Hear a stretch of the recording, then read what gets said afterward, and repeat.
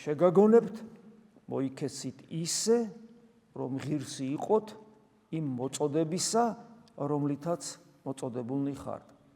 ღირსი, ანუ ეს ნიშნავს იმას, რომ ვიცხოვროთ ისე, როგორც ღმერთის შვილი უნდა ცხოვრობდეს. ეს არის, ხო, ჩვენი მოწოდება. ღმერთის შვილათა ვართ მოწოდებული, მადლით ღმერთობისთვის ვართ მოწოდებული. ეხლა როგორია ეს? რას ნიშნავს ღმერთის შვილი ვიყო? და აგრძელებს მთელი თავდაბლობით, სიმშვიდით, სულგრძელებით შეიწყნარეთ ერთმანეთი სიყვარულით. რა თვისებებია ეს? ჩვენ ძალიან კარგად ვიცით.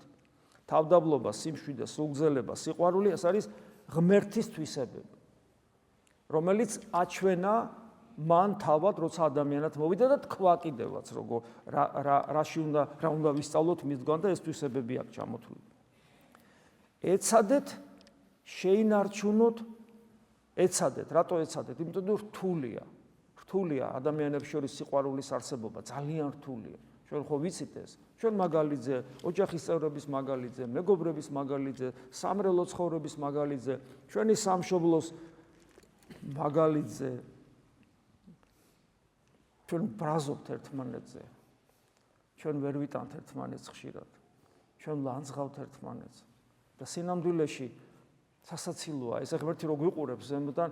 მე რაღაცა ესეთი განცდა მაქვს, რომ ამის მიზეზი, რომ ჩვენ ვტოვებს ამ სამყაროში და ღმერთს ჩვენი იმედი ჯერ კიდევ აქვს, მე ვფიქრობ არის ის, რომ ჩვენ ერთმანეთს ვაგინებთ და ვლანძღავთ, მე მგონი მაინც გვიყვარს ერთმანეთი, შიგნით.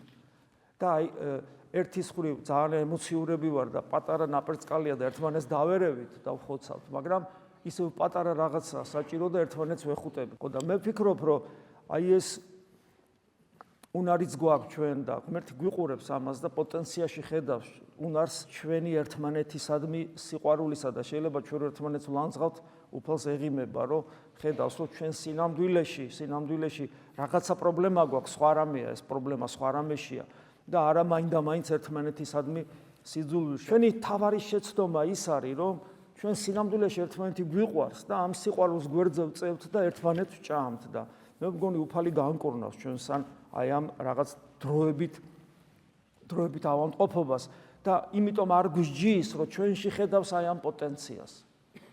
ჩვენში ხედავს ამ პოტენციას, რომ ერთმანეთი გვიყვარს. ეს არის. და აი როცა ჩვენ საუბრობთ, რომ თუ ჩვენ ქრისტიანები ვართ, ჩვენი მთავარი თვისება უნდა იყოს თავდაბლობა, სიმშვიდე, სულგრძელება და ერთმანეთი უნდა შევიწყნაროთ სიყვარულით.